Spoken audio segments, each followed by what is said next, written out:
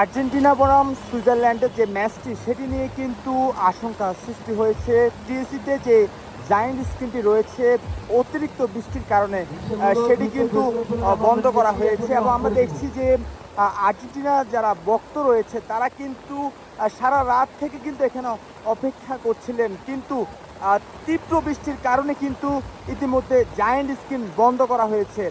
3টা থেকে কিন্তু নরওয়ে এবং ইংল্যান্ডের যে ম্যাচটি সেটি কিন্তু আসলে দেখানো হয়েছিল এই জায়ান্ট স্ক্রিনে, কিন্তু ইতিমধ্যে বৃষ্টির তীব্রতা বেড়ে যাওয়ার কারণে কিন্তু জায়ান্ট স্ক্রিনটি বন্ধ করতে বাধ্য হয়েছে কর্তৃপক্ষ। আমরা দেখছি এখানে যে আর্জেন্টিনার ভক্ত যারা রয়েছে তারা কিন্তু দীর্ঘক্ষণ থেকে অপেক্ষা করছে।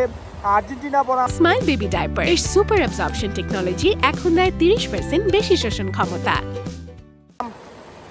আর্জেন্টিনার যে ম্যাচটি সেটি দেখার জন্য, কিন্তু তীব্র বৃষ্টির কারণে কিন্তু আমরা আজ টিএসিতে অনেকটা ভক্তর উপস্থিতি কম লক্ষ্য করছি।